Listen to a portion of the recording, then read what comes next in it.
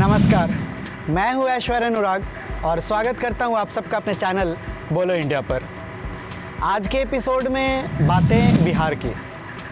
पूरे विश्व में सबसे ज़्यादा युवा हैं भारत में और पूरे भारत में सबसे ज़्यादा युवा हैं बिहार में। पर बिहार का दुर्भाग्य ऐसा कि ज़्यादातर ये युवा या तो बेरोज़गार हैं या फिर बिहार से बाहर हैं। ऐसा इसलिए क्योंकि बिहार में इंडस्ट्रीज़ नहीं है। बिहार के विद्यार्थी काफ़ी मेहनत करके आईआईटी और नीट जैसे एग्ज़ाम्स क्लियर करते हैं और देश के प्रतिष्ठित कॉलेजों से डिग्री हासिल करते हैं, पर ये विद्यार्थी वापस बिहार नहीं लौट पाते क्योंकि बिहार में इनके लायक काम नहीं है और इस तरह बिहारी प्रतिभा का फ़ायदा बिहार को ही नहीं मिल पाता। लॉकडाउन के दौरान ये सच बाहर आया कि बिहार के 40 लाख मजदूर बिहार से बाहर मजदूरी कर रहे हैं। वे मजबूरी में अपने गांव घर से दूर और अपने परिवार से अलग हैं क्योंकि अपने राज्य में उनके लिए कोई काम नहीं है। बिहार के जनप्रतिनिधि ये कहते हैं कि ये लोग अपनी मर्जी से पलायन करते हैं, परंतु सच्चाई ये है कि इन लोगों के पास कोई विकल्प ही नहीं है सिवाय पलायन के।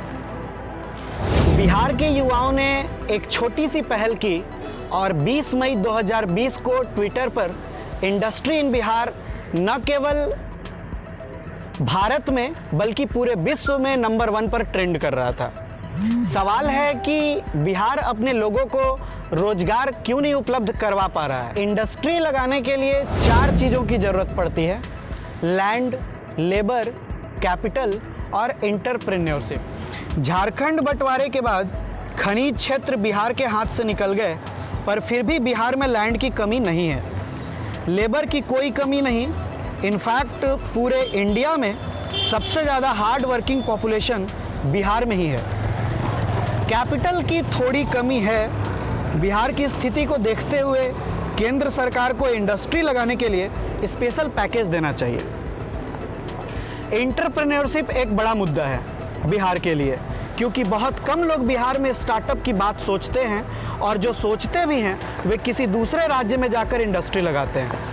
आप सबको ये बात ज़रूर जानना चाहिए कि महाराष्ट्र में 1200 फैक्ट्रीज बिहारियों की है। थोड़ा सोच बदलने की ज़रूरत है। बिहार का युवा सरकारी नौकरी को ही नौकरी मानता है और इसके लिए वो जान लगा देता है, फिर चाहे वो रेलवे ग्रुप डी हो, एसएससी हो, बैंक हो, आर्मी, नेवी, एयरफोर्स हो, राज्य सरकार की कोई नौकरी हो या फिर हो यूपीएससी। सरकार को स्टार्टअप के लिए प्रमोट करना चाहिए और युवाओं को इसके लिए आगे आना चाहिए। एक प्रॉब्लम ये भी है कि बिहार एक लैंड लॉक्ड स्टेट है। इसकी कोई भी सीमा कोस्टल रीजन से नहीं है, इसलिए इंटरनेशनल ट्रेड की कोई पॉसिबिलिटी नहीं है। उत्तर की तरफ नेपाल के होने की वजह से बाढ़ आता है, वो एक अलग परेशानी है। लेकिन बिहार बहुत बड़ा कंज्यूमर मार्केट है। पूरे देश में यह मक्का उत्पादन में दूसरे, शहद में चौथे और सब्जी उत्पादन में 7वें स्थान पर है। एक समय था जब बिहार में 28 चीनी मिलें थी, पर आज सिर्फ 5 है। आप सबको याद होगा 2014 में जब मोदी जी वोट मांगने आए थे तो उन्होंने कहा था कि अगली बार जब मैं वोट मांगने आऊँगा तो मोतिहारी के चीनी मिल के चीनी से बनी चाय पीऊँगा। पर यह चीनी मिल चलना तो दूर, अभी तक उसे शुरू करने के लिए कोई पहल भी नहीं की गई है। फतुहा में मोटरसाइकिल की फैक्ट्री, बरौनी का तेल रिफाइनरी, मुजफ्फरपुर में बिजली संयंत्र उद्योग, सिवान, मधुबनी और भागलपुर में टेक्सटाइल इंडस्ट्री सब बंद पड़े हैं। 1983 से पेपर मिल बंद है। जहां बाकी राज्य निवेशकों को आकर्षित कर रहे थे, वहीं बिहार में फैक्ट्रीज बंद हो रहे थे। आज स्थिति ये है कि बिहार की पर कैपिटा इनकम है 31,000 रुपये, जो पूरे भारत में लोवेस्ट है। बिहार में पुरानी इंडस्ट्री के बंद होने और नई इंडस्ट्री नहीं लग पाने की कई वजह हैं, पर सबसे बड़ी वजह है अपने राज्य के बाबुओं और राजनेताओं का निगेटिव अप्रोच। आइए ये बात मैं आपको कुछ एग्जाम्पल्स के हेल्प से समझाता हूँ। पहला एग्जाम्पल मुजफ्फरपुर का। एक उद्योगपति मुजफ्फरपुर में कैटल फीड का इंडस्ट्री लगाना चाहते हैं। इसके लिए उन्हें बियाडा से ज़मीन भी आवंटित कर दी जाती है ये ज़मीन ग्राम पंचायत के अंतर्गत आता है, इसलिए वहाँ कंस्ट्रक्शन काम शुरू करने से पहले उन्हें ग्राम पंचायत के परमिशन की ज़रूरत पड़ती है। ग्राम पंचायत ये परमिशन देने में 2 साल लगा देता है और ग्राम पंचायत परमिशन दे उसके 2 महीना पहले ही बियाडा ये एग्रीमेंट कैंसिल कर देता है, क्योंकि बियाडा के अनुसार 2 साल के अंदर उस ज़मीन पर कंस्ट्रक्शन वर्क शुरू हो जाना चाहिए था, ऐसा टर्म्स एंड कंडीशन में लिखा हुआ रहता है। अब आप खुद ही अंदाज़ा लगा सकते हैं कि इन 2 सालों में उस उद्योगपति की क्या हालत हुई होगी। दूसरा एग्जाम्पल उस दौर का है जब भारत और चीन के रिश्ते बहुत तनावपूर्ण नहीं थे। चीन के एक उद्योगपति बिहार आना चाहते हैं और बिहार में फूड प्रोसेसिंग का इंडस्ट्री लगाना चाहते हैं। उद्योग मंत्री के साथ उनकी मीटिंग फिक्स की जाती है शाम 4 बजे मंत्री जी के दफ्तर में। समय के अनुसार जब वो चीन के उद्योगपति उद्योग मंत्री के दफ्तर पहुंचते हैं तो उन्हें इंतज़ार करने को कहा जाता है। उन्हें बताया जाता है कि मंत्री जी किसी और मीटिंग में व्यस्त हैं। उन्हें 40 मिनट का इंतज़ार करना पड़ता है और वे उद्योगपति बिना मंत्री जी से मिले हुए वापस लौट जाते हैं। तीसरा एग्जाम्पल पटना का। कुछ साल पहले केंद्रीय मंत्री रविशंकर प्रसाद पटना के बुद्धा कॉलोनी में टीसीएस का एक बीपीओ लगवाते हैं। इस क्रम में टीसीएस के एक नेशनल लेवल ऑफिसर को बिहार के एक डिपार्टमेंट के सेक्रेटरी से मीटिंग करनी होती है, पर जब वे उस सेक्रेटरी से, जो कि एक आईएएस हैं, मिलने जाते हैं तो वे उन्हें मिलने से पहले 1 घंटे वेट करवाते हैं। क्यों?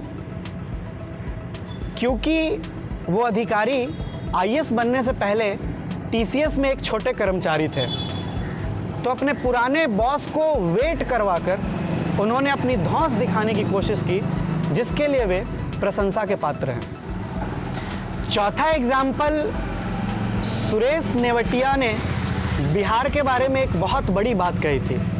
वे अब इस दुनिया में नहीं हैं, वे बंगाल अंबुजा ग्रुप से थे।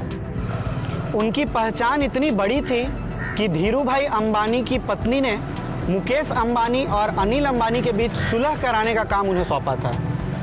उनकी हैसियत ऐसी थी कि वो पूरे देश में कभी भी कहीं भी किसी से मिल सकते थे।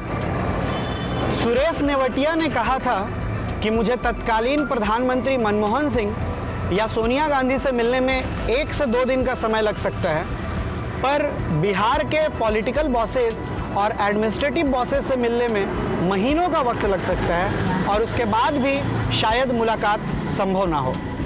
तो ये रवैया रहा है बिहार के पॉलिटिशियंस और एडमिनिस्ट्रेटिव ऑफिसर्स का, जहां दूसरे स्टेट इन्वेस्टर्स के आवभगत में जान लगा देते हैं। बिहार के बाबुओं और नेताओं का अप्रोच काफ़ी निराशाजनक है और इसके पीछे की वजह है कास्ट पॉलिटिक्स। बिहार के जनप्रतिनिधियों को पता है कि कुर्सी बचाने के लिए बिहार के लोगों को रोजगार देने और उसके लिए उद्योग धंधे लगाने की कोई ज़रूरत ही नहीं है।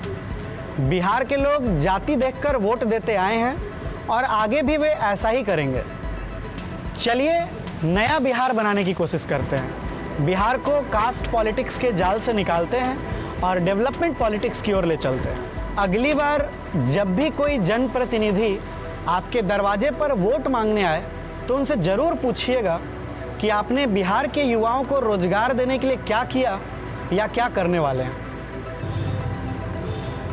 अप्रोच बदलिए। राजनीतिक दलों तक सिर्फ एक संदेश भी चला जाए कि बिहार के लोग अब कास्ट पॉलिटिक्स से निकलकर डेवलपमेंट पॉलिटिक्स की बात करने लगे हैं, तो विकास की बयार बहनी शुरू हो जाएगी। फिर बनेगा अपना बिहार सबसे उन्नत और सबसे समृद्ध। बहुत बहुत धन्यवाद।